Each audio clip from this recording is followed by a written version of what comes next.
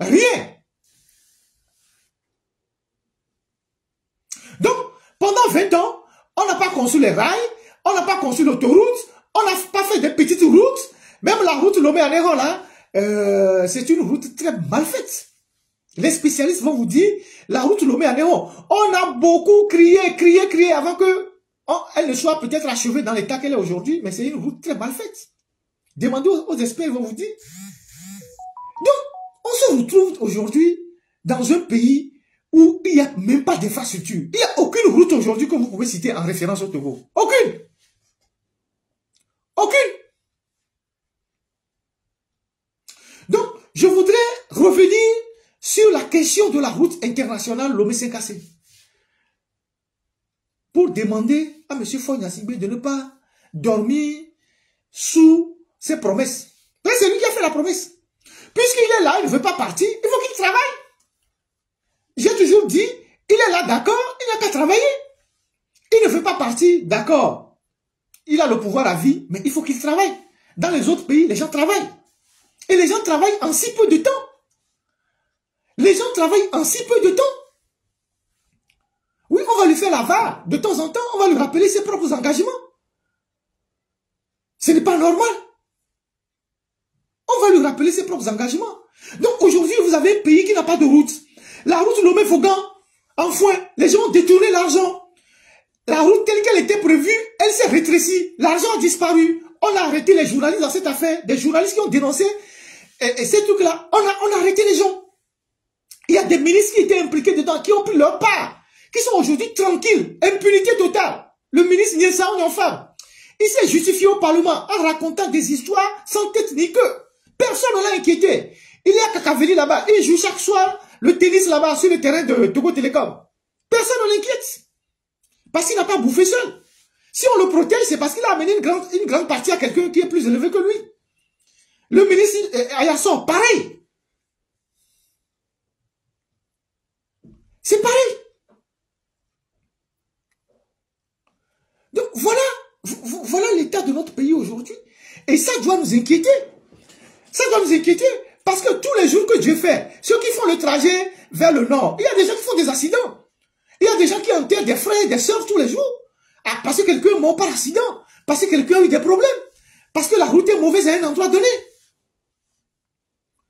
Mais si vous refusez de dénoncer la corruption, la gabegie dans le Togo, dans notre pays, nous serons tous victimes. Ne croyez pas que parce qu'on en parle, parce qu'on n'a rien à faire. Même vous, les gens qui êtes dans UNIR là, c'est vous qui utilisez beaucoup plus cette voie. Parce que vous avez toujours des activités bidons dans les préfectures, tout ça. Et c'est vous qui utilisez cette voie. La dernière fois, après les évalas, il y a des gens qui ont fait des accidents. Et je pense qu'il y a un véhicule de gendarme qui a fait un accident. Donc voilà comment le Togo est. Dénué d'infrastructures. Dénué d'infrastructures. Et des gens sont venus, ils ont fait des promesses, ils n'ont pas tenu. Et on est là, on croise les bras, on les regarde. On dit bon, d'accord. Il revient 5 ans après, il paye une autre promesse, on ne dit rien. Après il revient, il fait une autre promesse, on ne dit rien. Donc voilà la situation de nos routes. De nos routes. Hein? On peut faire une seule route pendant 4 ans, 120 km. Ce que les pays voisins font en quoi? En 8 mois. En 8 mois, on fait les routes, on livre. Ailleurs, c'est moins de 6 mois. On livre la route pour que la route soit accessible aux usagers. Au Togo, on fait une route de 120 km pendant 4 ans. Vous allez développer le pays quand? Le pays va bouger quand? Et quand vous allez entamer l'autoroute Lomé-Sékassé, si ça existe vraiment, comment vous allez contourner les difficultés comme la faille d'Alédio, les montagnes, tout ça? Si vous faites une route dans une plaine comme le Mec-Balimé en 4 ans, 120 km en 4 ans, quand vous serez confronté à des difficultés comme les montagnes d'Alédio, tout ça là, vous allez faire ça combien d'années? Jésus va revenir alors. Si en ce temps il revient.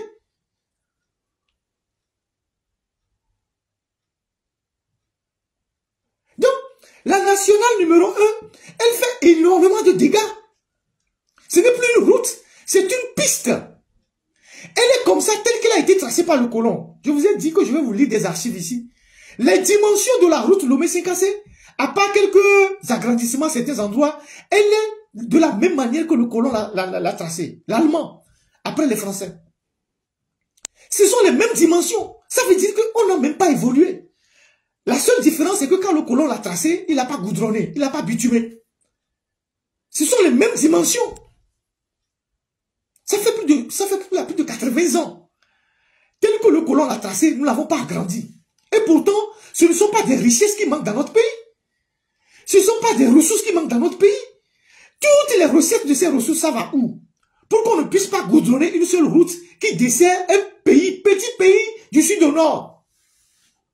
Si on avait la taille du Ghana, on avait la taille du Bénin, on avait la taille du Nigeria, comment on allait faire? On a un bout de pays, un petit bout de pays qu'on peut maîtriser en termes d'infrastructure, on est incapable de faire des routes. Incapable de faire des routes.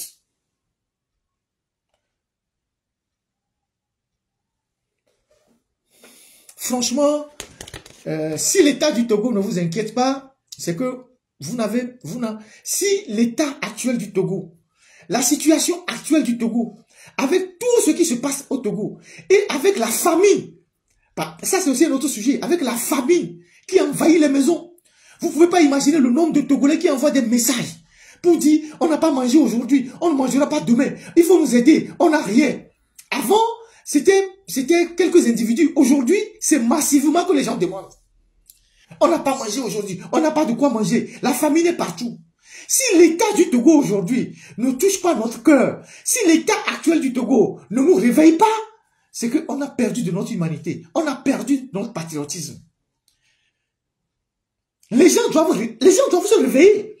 Ce qui se passe au Togo est inimaginable. Les gens n'ont même pas de quoi manger.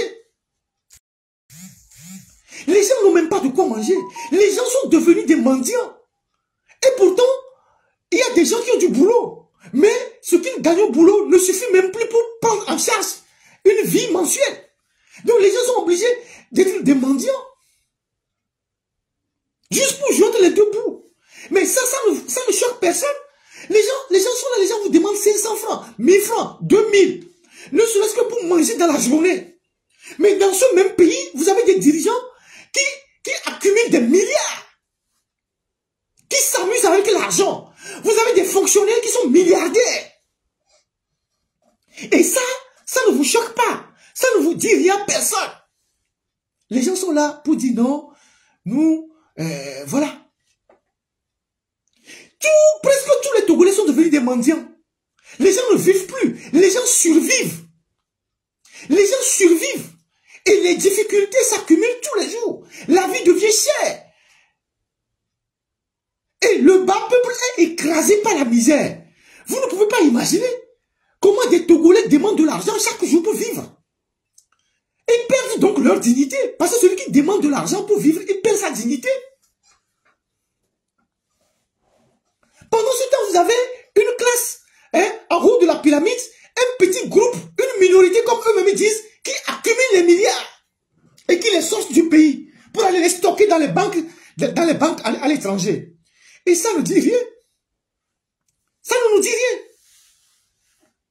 Ça ne nous dit rien. Moi, je suis ici, j'ai aussi, je ne suis pas stable, je suis parti en exil, j'essaie de me stabiliser, mais je ne peux pas vous dire le nombre de personnes qui me sollicitent et ce que je peux aider par jour. Parce que j'ai appris à partager. Je n'attends pas d'avoir une fortune pour partager. Le peu que j'ai, je partage. Et donc, je sais le nombre de Togolais qui sont sollicités par les Togolais tous les jours. Et donc, ça constitue un indicateur de la pauvreté qui s'empare du pays.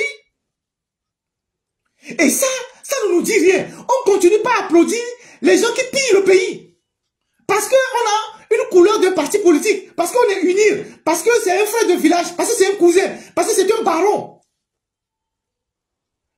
Mais quand vous avez vos frères de village qui deviennent des milliardaires, alors qu'ils sont des fonctionnaires, vous vous êtes posé la question de savoir comment ils sont devenus milliardaires?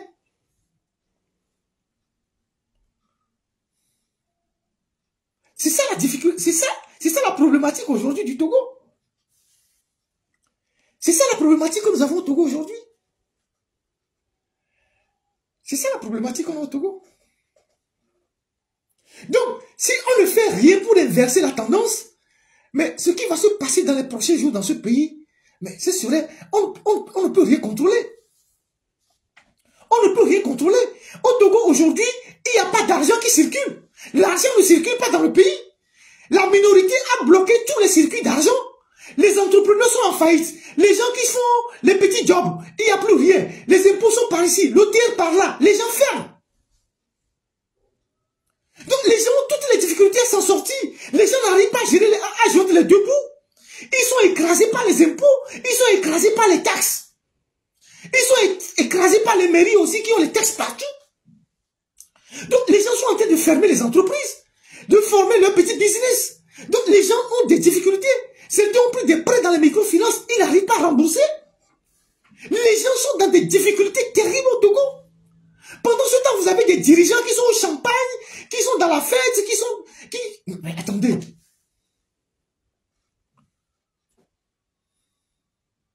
Mais... C'est quoi ce pays?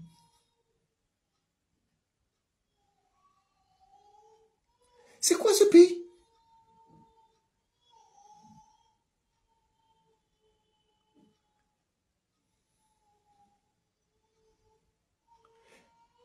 Dans tous les pays voisins, même les pays en guerre, les dirigeants se préoccupent de leur population. Comment améliorer le sort de leur population? Comment donner des coups de pouce à l'entrepreneuriat, au secteur informel? Comment faire évoluer les choses? Mais chez nous, on fait tout pour bloquer le circuit d'argent. Et donc l'argent ne circule pas. Dans un pays où l'argent circule, les gens sont moins agressifs. Les gens sont moins agressifs dans un pays où l'argent circule. Parce que tu sais très bien que quand tu te lèves le matin et que tu prends 1000 francs et que le soir tu gagnes 10 000, tu n'agresses personne. Tu ne te plains pas. Parce que chaque jour, tu as de quoi vivre. Au Togo, il n'y a plus rien. Tous les circuits d'argent sont dans les mains des barons. Ils ont bloqué le circuit d'argent. L'argent ne circule pas dans le pays. La masse monétaire qui doit circuler dans le pays, ça ne circule pas. Ils ont stocké l'argent dans leur maison. Donc, à partir du moment où l'argent ne circule pas dans le pays, comment voulez-vous que les gens s'en sortent dans leur business quotidien?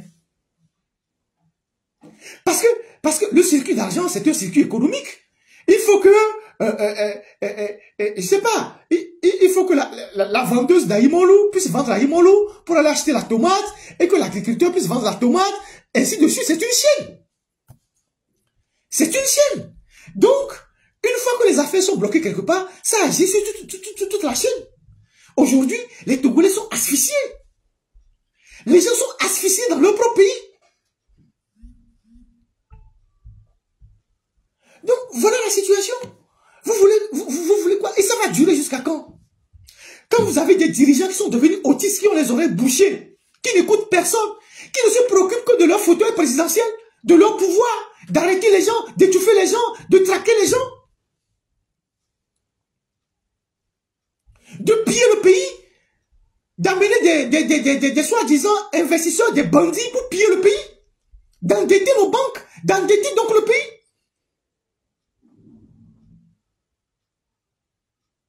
Et ça ne nous inquiète pas.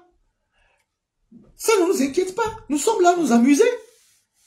Ça ne nous inquiète pas.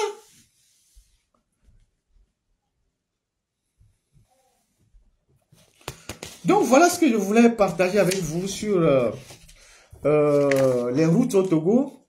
La route au Togo et l'état de la route nationale numéro 1 que Ford avait promis construire une autoroute pendant 5 ans pour générer 100 000 emplois. Une autoroute en 5 ans qui va générer 100 000 emplois. Aujourd'hui, l'autoroute n'a jamais existé.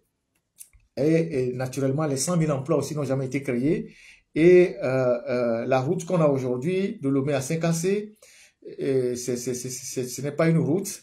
C'est une piste qui crée pas mal d'accidents sur lesquels on a mis des péages pour ramasser de l'argent. Et on ne sait pas dans les poches de qui tout l'argent qu'on collecte au péage passe. Donc voilà ce que je voulais dire aujourd'hui, partager avec vous ce dimanche avant de tomber sur un autre sujet. Alors, l'autre sujet que je voulais aborder aujourd'hui, je vais toucher le centre d'enfouissement des ordures de Akepe et les dégâts que ce centre crée aux riverains. Mais avant d'en arriver au centre, je vais aborder la DST. Je vous avais dit la dernière fois que je vais aborder de nouveau le sujet de la DST parce que la DST et le centre d'enfouissement d'AKP, c'est une continuité. Les gens qui sont à la DST, ce sont les mêmes qui font les magouilles au centre d'enfouissement des ordures AKP. Ce centre d'enfouissement qui a été construit sur financement, je pense, de l'AFD et qui devait permettre au Togo de recycler ses ordures et à la fin de produire, je pense, du biogaz. Et ce centre est aujourd'hui au cœur de toutes les magouilles des gens de la DST, notamment le fameux colonel Dominique Alaba que j'avais cité il y a quelques jours, avec son adjoint et nous m'ont dit, qui est le responsable du centre d'enfouissement, toutes les magouilles qu'ils font là-bas, les véhicules de la mairie, la DST, la mairie avant, qu'ils ont détournés, qu'ils louent à des particuliers, ils empochent de l'argent, les gradaires qu'ils ont fait disparaître, en tout cas, tous les véhicules de l'État qu'ils utilisent à des fins privées, et quand ces véhicules tombent en panne, ils les ramènent à l'État pour que l'État les repart, et donc l'État paie la facture. Donc l'État perd doublement. Et donc ces gens-là, et tout ça c'est l'impunité, c'est des gens qui ont mis en place tout un réseau qui opère depuis des années et qui sont chargés en fait d'acheminer les ordures des centres de transit vers le centre d'enfouissement d'AKP. Et quand il n'y a pas suffisamment d'ordures dans les centres de transit, comme j'ai eu à le développer la dernière fois, ils mettent du sable et des cailloux dans les ordures pour augmenter le tonnage. Parce que à l'entrée du centre d'enfouissement à AKP, il y a un pont bascule et c'est sur la base de tonnage que l'État paye les ramasseurs d'ordures. En tout cas, ceux qui transportent les ordures pour la décharge finale. Ceux qui ont les sociétés qui transportent les ordures pour la décharge finale, les camions passent sur un pont bascule. Et c'est sur le nombre de tonnages qu'on dresse une facture à l'État et l'État paye. Et donc, quand il n'y a pas suffisamment d'ordures, ces messieurs qui sont des gens assez intelligents dans le mal, j'ajoute ça, ils ramassent beaucoup de sable et de cailloux qu'ils mélangent aux ordures pour avoir un plus grand nombre de tonnages pour pouvoir facturer l'État. Et c'est ce qu'ils font. Et donc, ça leur permet de s'enrichir parce que c'est eux qui ont les camions et tout ça. Et ces gens-là, quand j'ai sorti le premier dossier, il semble qu'il y a eu un remue-ménage à la DST et donc à la direction au district autonome du Grand Lomé qui s'appelle DAGL. Et le ministre de tutelle, qui est le ministre de l'administration, est en train de leur demander un rapport, surtout sur les engins qu'ils ont fait disparaître. Avant qu'on éclate la grande mairie et qu'on organise les élections municipales à Lomé pour avoir les mairies que nous avons aujourd'hui, il y avait la grande mairie et il y avait la direction des services techniques. Et cette direction centrale des services techniques a été rattachée depuis au district autonome du Grand Lomé. Et donc, c'est eux qui sont appelés à gérer beaucoup de choses, à curer certains caniveaux, à balayer certaines rues, à acheminer les ordures des centres de transit vers le centre d'enfouissement d'AKP. Et donc, ces gens ont profité de ce désordre institutionnel pour détourner du matériel et des engins qui appartiennent à l'État, qu'ils louent à des privés à des prix exorbitants et ils empochent directement l'argent. Par exemple, quand ils louent un gradaire à 350 000 francs par jour, c'est un engin de l'État. Le gradaire, c'est un engin de l'État. Eux, ils l'ont détourné, ils le louent en privé et ils se font de l'argent sur le dos de l'État. Et quand le gradaire tombe en panne, ils le ramènent à l'État, l'État le répare. Et donc, j'ai appris que le ministre de tutelle, je pense que c'est le ministre de l'administration territoriale, a demandé un rapport. Mais avant que le ministre lui n'ait son rapport, moi je vais lui donner quelques pistes des engins qui ont disparu et le numéro d'immatriculation de ces engins-là. Comme ça, si on lui fait un rapport et qu'il n'a pas ces engins, il n'a qu'à demander à ces engins, aux responsables de rapporter ces engins dans le parc de l'État. Parce que ce sont des choses que l'État a achetées très cher, 50 millions, 60 millions, et des individus ont pris ça pour l'exploiter à des fins privées. Donc, les engins qui ont disparu, il y a deux groupes électrogènes de très grande puissance.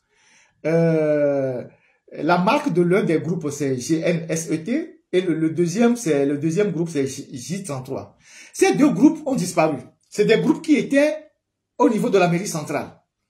La mairie centrale avait ces deux groupes-là. Et quand il y a eu cet éclatement des mairies, et les gens qui gèrent la DST, donc notamment ce colonel que j'ai cité, ses amis, son adjoint et tout ça, ils ont fait disparaître ces deux groupes-là. Selon les informations, ces deux groupes seraient à leur domicile à l'intérieur du pays. Donc, monsieur le ministre, il faut demander où sont passés les deux groupes électrogènes qui sont achetés par l'État togolais et qui sont portés disparus au niveau de la mairie de Lomé. Il y a le Grader. Hein, il y a le Grader qui a été acheté, je pense, à plus de 55 millions. Je vous donne l'immatriculation du Grader. C'est un Grader TG, immatriculation TG 5690 GA, qui a également disparu et qui est utilisé à des fins privées par ces gens-là. Il y a ce Grader qui a disparu. Il y a une pelle hydraulique, une pelle hydraulique qui a également disparu au niveau du district. Il y a trois véhicules du district qui ont disparu, dont un a été affecté à la femme du colonel qui dirige la DST. La voiture qui a été affectée à la femme a pour immatriculation TG 5124 GA. Donc, si monsieur le ministre est en ligne, il faut bien noter ce que je dis. Donc, il faut qu'on vous ramène tous ces véhicules-là. Ce sont les biens de l'État. Il y a un chariot élévateur qui permet de faire changer les ampoules, remplacer les lampadaires, qui a été acheté par l'État, donc la mairie centrale, qui a disparu, et son immatriculation c'est TG 5490 GA. Ce chariot aussi a disparu. Ces gens, ils se sont arrangés pour faire disparaître tout ce matériel-là qu'ils exploitent à des fins privées. Et quand ces matériels tombent en panne, ils le ramènent dans le domaine de l'État, et l'État répare ça, et eux, ils continuent de l'utiliser à des fins privées. Et ça leur permet d'avoir beaucoup d'argent en si peu de temps. On loue un seul Grader à 350 000 par jour. Vous imaginez s'ils louent le Grader tous les jours, combien ils se font sur le dos de l'État. Et ces gens, à la fin, ils ont conçu des immeubles partout, des hôtels, des maisons et tout ça. Et ces voleurs-là, ils arrêtent des petits jeunes dans leur service.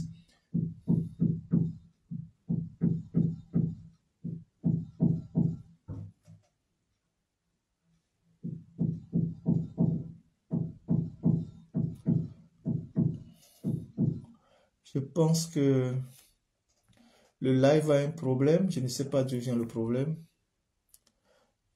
Je ne sais pas. Un instant. Sur TikTok, je ne maîtrise pas trop TikTok, mais...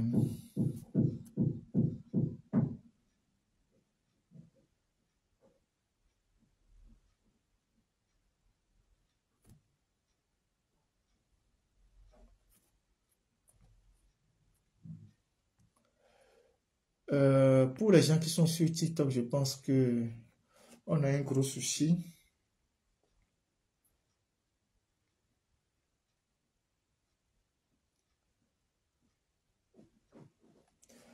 Voilà.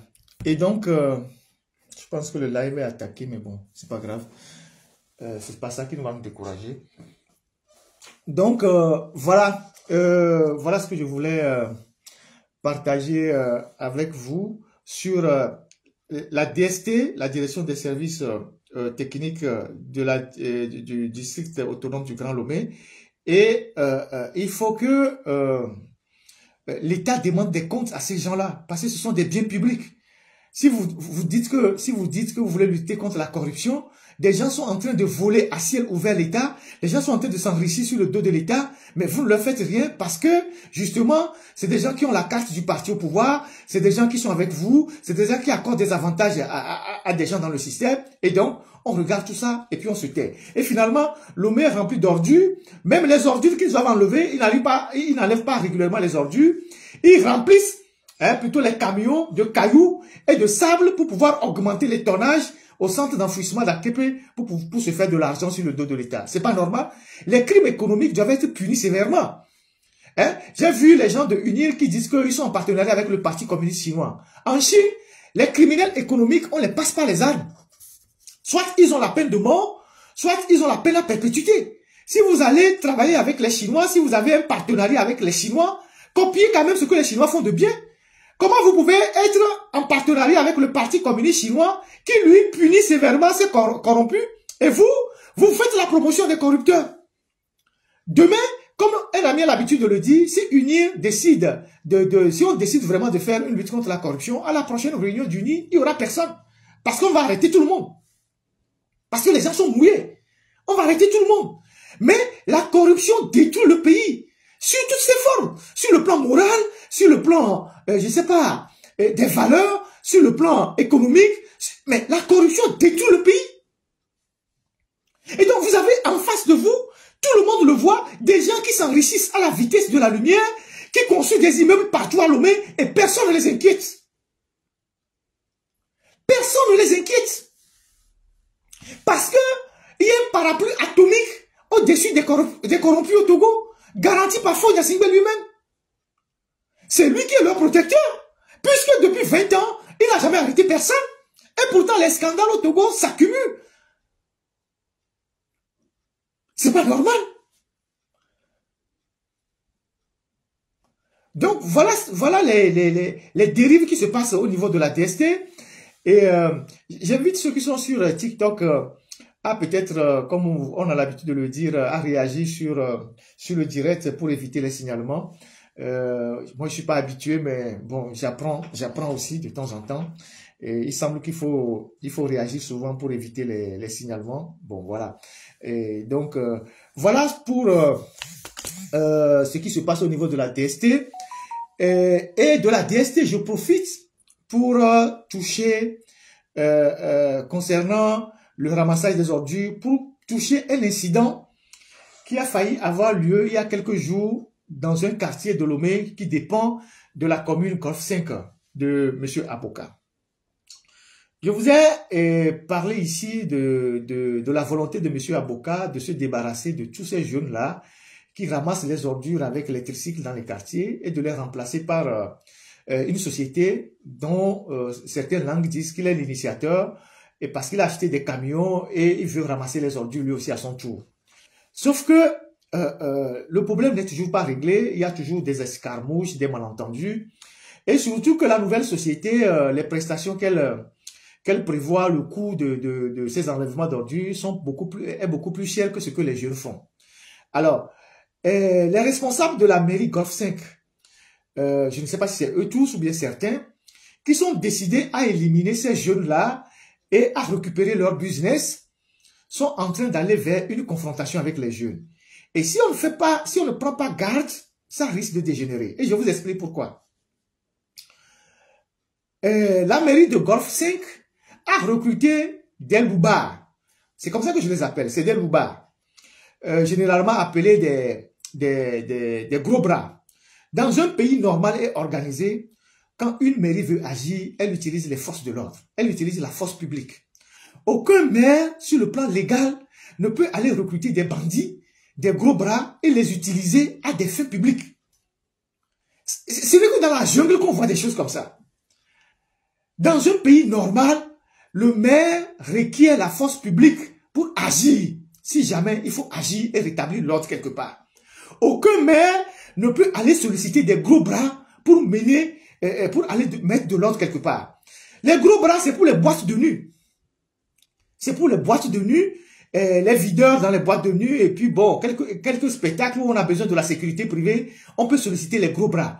Mais quand vous êtes un service décentralisé de l'État, de surcroît une mairie, un édile dans une ville, vous ne pouvez pas aller recruter des gros bras pour aller mettre de l'ordre quelque part, pour aller casser les boutiques des gens, pour aller casser les baraques des gens. C'est les forces de l'ordre qu'il faut utiliser. Comme ça, demain, s'il y a un problème, on sait à qui s'adresser. On peut situer les responsabilités. Un maire ou un édile qui sollicite des gros bras pour mettre de l'ordre dans sa mairie est un voyou. C'est un délinquant. On ne peut pas accepter des méthodes comme ça dans une république. C'est pas possible.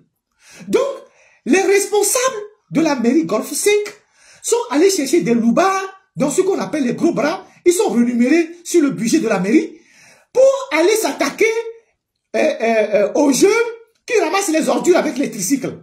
Aller bloquer leurs activités. C'est-à-dire, les gros bras, ils circulent dans des véhicules et quand ils voient les tricycles, ils bloquent leurs tricycles. Ils bloquent leur tricycle. Et donc, il y a un affrontement entre ces deux groupes-là. Et la dernière fois, dans les pédos, les gens des tricycles, les jeunes qui utilisent les tricycles pour aller ramasser les ordures dans les maisons, ont acheté des machettes, avec des machettes dans leur sac. Et quand les gros bras sont intervenus, ils ont failli découper, ils ont failli arriver à un affrontement entre les gros bras et ces jeunes qui avaient des machettes. Donc, les jeunes qui utilisent les tricycles dans la mairie Golf 5 aujourd'hui pour ramasser les ordures, compte tenu du comportement des responsables de la mairie qui utilisent les gros bras, ces jeunes aussi ont acheté des machettes pour protéger leur business. Comment est-ce que c'est possible dans une république? Comment est-ce que c'est possible dans une république? Comment est-ce que c'est possible dans une république que des jeunes, pour préserver leur business contre des gros bras de la mairie, achètent des machettes pour affronter les gros bras? Si il y a à mettre de l'ordre dans un secteur, le maire sollicite la police ou la gendarmerie. Si c'est dans une mairie rurale, il sollicite la gendarmerie. Mais si c'est dans une mairie urbaine, il sollicite la police.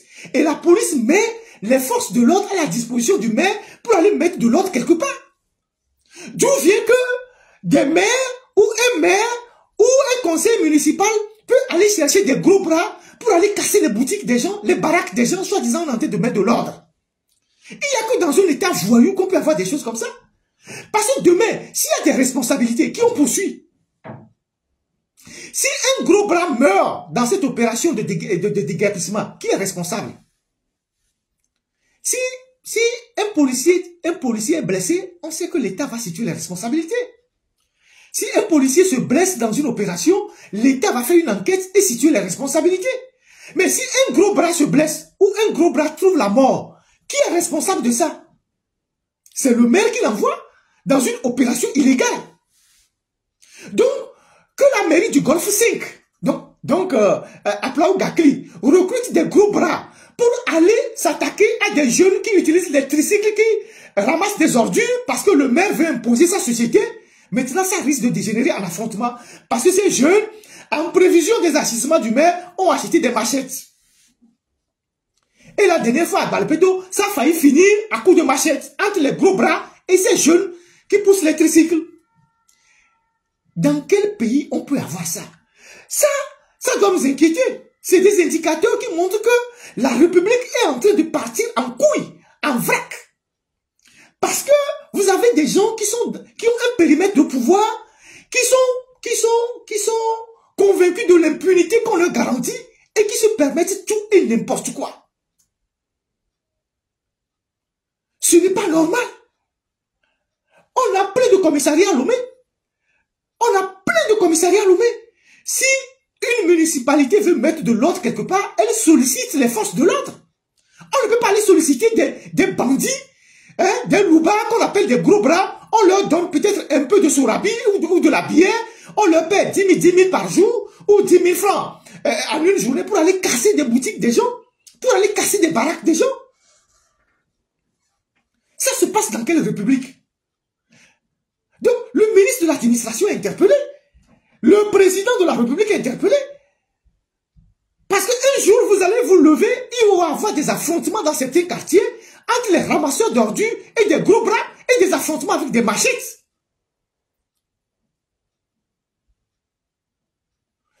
Parce qu'il y a quelqu'un qui est glouton, qui est insatiable, qui veut évincer les jeunes qui ramassent les ordures et imposer sa société. Maintenant, ces jeunes aussi disent qu'on ne va pas se laisser faire. Parce que derrière ces jeunes, il y a aussi un réseau. Donc les jeunes là aussi disent, on ne sait rien. Donc maintenant, ça devient un truc de louba contre les jeunes. Si le maire de cette mairie, hein, sait qu'il fait quelque chose de légal, il utilise la police. Il ne va pas utiliser les loubas. S'il sait que l'action qu'il mène est une action normale, il utilise la police. Il demande une réquisition des forces de l'ordre. Comme ça, demain, s'il y a des dérapages pendant l'opération, on peut situer les responsabilités. La justice peut intervenir. On peut mener une enquête. On peut dédommager les gens. Mais quand vous utilisez des loubards que vous payez après sur le budget de la mairie, qui assume les responsabilités s'il y a des dégâts demain?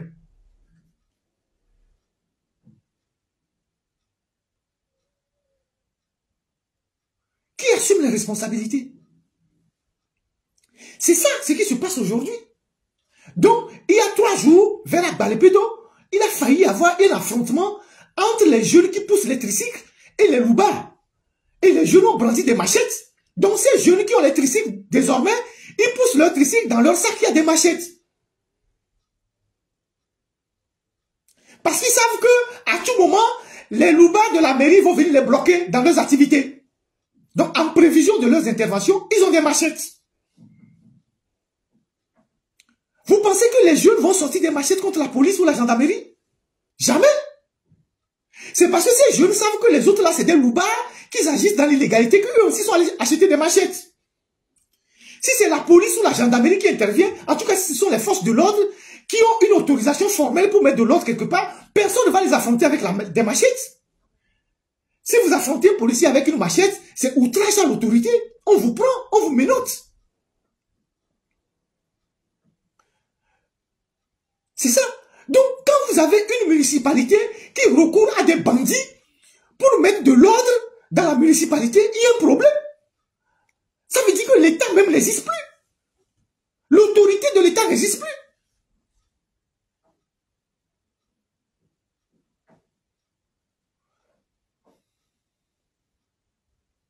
Donc, franchement, il faut rappeler certains maires à l'ordre. Si c'est le business de ramassage des ordures qui rapporte beaucoup d'argent, ce n'est que pour ça, il faut trouver un moyen, d'organiser le ramassage secteur par secteur pour que chacun puisse manger, comme c'est manger qui intéresse les gens, pour que chacun puisse avoir sa part et éviter ces genres d'affrontements et ces problèmes-là. Si ce n'est que ça, si ce n'est que manger, ramasser de l'argent qui vous intéresse, mais donnez un peu à tout le monde. Permettez aussi à ces jeunes-là d'avoir un secteur pour s'en sortir.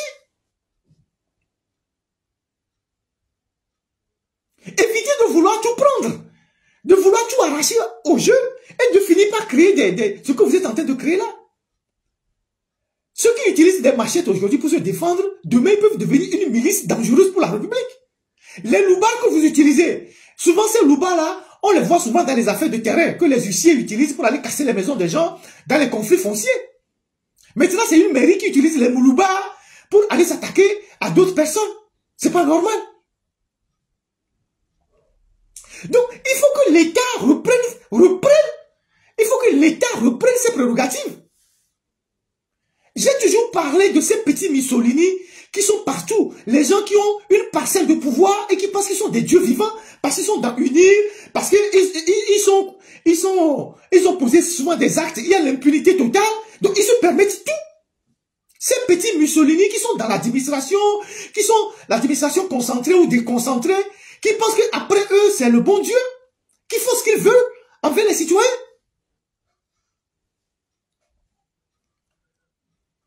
C'est ça.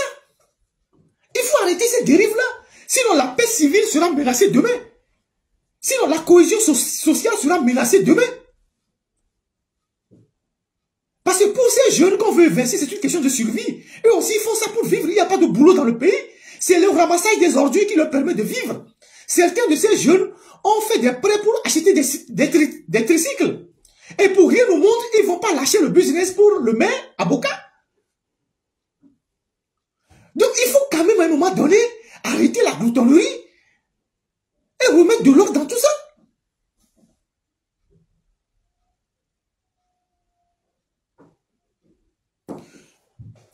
Donc, voilà ce que je voulais, j'ai voulu aborder par rapport à ce sujet des ramassages des ordures. Et je m'en vais par là tomber sur le cas du centre d'enfouissement d'Aképé. Vous savez que le Togo a sollicité, je pense que c'est un partenariat ou un financement, sollicité un financement de l'Agence française de développement pour construire un centre d'enfouissement des ordures à Aképé. Aképé, Avant, c'était avant le péage.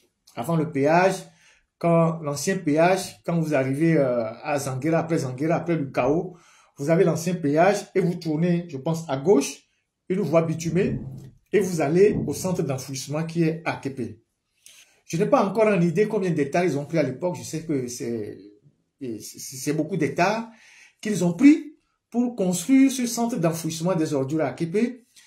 Et vous vous rappelez que quand Manuel Valls, l'ancien premier ministre français, était de passage à Lomé, il a été amené sur ce site là-bas par les autorités togolaises pour magnifier ce que eux-mêmes ils appellent les fruits de la coopération franco-togolaise. Et je présume que les études qui ont abouti à la création de ce centre d'enfouissement des ordures, qui à terme devait permettre de créer de la biogaz, je pense, c'est ce qu'ils ont dit, ont été des études assez sérieuses, avec un volet impact environnemental assez bien fait. Seulement, quelques années après, ce centre d'enfouissement des ordures d'Aképé est devenu un problème pour toute la zone. Les gens qui me suivent ici, ceux qui habitent dans la zone, ceux qui vont là-bas, ils savent de quoi je parle. Le centre d'enfouissement des ordures à Aképé est devenu aujourd'hui une menace pour toute la zone là-bas. Peut-être qu'à l'époque, quand il était envisagé, il n'y avait pas assez de monde dans la zone. On aurait pu peut-être le construire un peu plus loin, dans une forêt quelque part, où on sait que même dans 10 ans, la population ne va pas arriver là-bas. Zanguera, c'était trop à côté. Aképé, c'est à côté. Et on sait que depuis qu'il y a eu le chaos, depuis les années 2010 ou 2007, où le chaos s'est vraiment installé à Zanguera là-bas, toute la zone a pris de la valeur et les gens s'installaient un peu partout. Et donc, ne serait-ce qu'en regardant ça, on aurait pu ne pas implanter ce centre d'enfouissement là-bas. Parce que Aképé est devenu aujourd'hui pratiquement en ville. Et donc, le centre d'enfouissement aujourd'hui est devenu un problème pour tous ceux qui sont dans la zone. Et au-delà même du périmètre prévu. Parce que les odeurs arrivent jusque vers le centre du chaos. Toute la zone est aujourd'hui inondée d'odeurs insupportables par les populations. Ceux qui ont des habitations dans la zone, ceux qui ont des terrains, ceux qui ont des projets, les gens ont tout abandonné. Non seulement ils ont abandonné, ils ne peuvent pas non plus revendre. Parce que personne ne va aller acheter des terrains à côté d'un centre d'enfouissement qui dégage des odeurs intenables tous les jours. Parce que vous imaginez ce que c'est qu'un centre d'enfouissement des ordures. C'est beaucoup de mélange d'ordures et ça provoque des mélanges chimiques. Donc, ces ordures, ces odeurs qui envahissent toute cette zone, ces quartiers, ces maisons, sont des odeurs qui portent beaucoup de maladies. Donc, il y a des enfants dans la zone, il y a des femmes dans la zone, il y a des vieillards dans la zone, il y a des gens qui ne peuvent pas quitter leur maison parce qu'ils n'ont pas d'autres endroits pour aller. Donc, je profite en fait de cette direct pour faire un plaidoyer pour que l'État ou le gouvernement envisage le plus tôt possible, si besoin en est, une délocalisation de ce centre d'enfouissement des ordures. Et quand il pleut, c'est encore plus catastrophique. Quand il pleut, c'est encore plus catastrophique. Donc, toute cette zone est infestée de tout. Les odeurs pestilentielles, les mouches, je sais pas, un peu de tout. Sans compter que ceux qui ne sont pas trop loin du centre d'enfouissement ont des puits dont la nappe phréatique est contaminée. Donc, on est en face d'un problème de santé publique. On est en face d'un problème de santé publique. On est en face d'un problème d'intoxication. On est dans une situation préoccupante. On est dans une situation préoccupante. Donc, on a des ministères on a un ministère de l'urbanisme, on a un ministère de la santé, on a un ministère de l'environnement. Il faut qu'il y ait une étude de tous ces ministères-là sur ce qui se passe à Aképé, dans ce centre d'enfouissement, et faire rapidement un rapport pour prendre des décisions urgentes pour sauver des vies là-bas. Parce que les gens qui sont là-bas sont en train de mourir, hein, sont en train de mourir d'intoxication, sont en train de mourir de contamination. Pendant que les voyous là, ils mettent des cailloux dans les ordures pour augmenter le tonnage, pour voler l'État. Voilà ce que le centre est en train de créer comme désagrément à tous les riverains. Et maintenant, plus le temps passe, plus les ordures, plus l'odeur devient envahissante. Les odeurs sont en train d'arriver presque à l'UCAO. Presque à l'université catholique. Tous ces quartiers aujourd'hui sont invivables. Vous imaginez le nombre de personnes qui vivent dans cette zone? Vous imaginez tous ceux qui ont les terrains là-bas qui ne peuvent pas les exploiter, ceux qui ont les chantiers qu'ils ont abandonnés, ceux qui ne peuvent pas revendre les années d'économie qu'ils ont faites et qu'ils ont acheté des lopins de terre là-bas qui ne peuvent plus aujourd'hui les exploiter à cause de ce que ce centre est en train de créer. Donc, j'estime que ceux qui ont piloté le projet d'implémentation de ce centre d'enfouissement, je ne les accuse pas, mais je dis, ils auraient pu envisager l'arrivée rapide de la ville dans cette zone et donc éloigner le centre de là-bas. On aurait pu mettre ce centre peut-être quelque part à Badja, à je ne sais pas, même au-delà. Bagbe, Badja, tout ça, au-delà de la ville. Comme ça, on est convaincu que peut-être c'est dans 20 ans, 30 ans que la ville va arriver à ce niveau et le temps que la ville arrive à ce niveau, on aura suffisamment exploité ce centre d'enfouissement, produit le biogaz et puis après on peut fermer le site pour aller vers un autre site. Mais là déjà, la ville est aux portes du centre d'enfouissement. Et les gens ne peuvent pas profiter des biens qu'ils ont. Les gens ne peuvent pas profiter. Donc, moi j'interpelle les ministères de tutelle, j'interpelle l'autorité suprême, j'interpelle aussi les universités. Parce qu'on a à l'université des gens qui sont spécialistes de ce domaine-là, l'environnement, le traitement des déchets, tout ça. Pour que chacun puisse apporter son expertise pour pouvoir trouver une solution rapide et soulager la peine de nos frères et sœurs, de nos compatriotes qui vivent dans cette zone. C'est une zone infectée de tout aujourd'hui. C'est une zone infectée de tout. Akepe, la zone Akepe, qui, je dirais même pratiquement à 2 km de rayon. Personne ne peut vivre là-bas. Personne ne peut vivre là-bas. Donc, il faut rapidement trouver une solution à cette situation. Les Togolais qui, parfois, ont le temps de visiter, allez là-bas, allez au centre d'enfouissement d'Akepe. Approchez-vous seulement de la zone de 1 km. Vous allez sentir les odeurs. Pas seulement les odeurs, il y a une chaleur aussi qui se dégage dans la zone. Donc, c'est un peu de tout. Donc, les gens s'étouffent là-bas. Les gens sont asphyxiés. Mais comme les gens n'ont aucun endroit, ils sont obligés de vivre là-bas. C'est quoi la priorité des dirigeants? Les dirigeants, leur responsabilité, c'est de créer un cadre de vie assaini pour les populations. Donc moi, je prends sur moi la responsabilité de poser le problème et d'interpeller Faure Gnassingbé et son gouvernement. Et d'interpeller toutes les intelligences qui pouvaient apporter leur expertise pour permettre à l'État de délocaliser ce centre d'enfouissement. Sinon, les gens vont mourir. C'est des gens qui sont intoxiqués dans cette zone. C'est beaucoup de gens qui ont des chantiers abandonnés. Et vous avez les enfants de bas âge, vous avez des gens âgés, vous avez des femmes enceintes. Donc, tous les jours que les gens se lèvent, les gens inoculent dans leur corps des odeurs pestilentielles.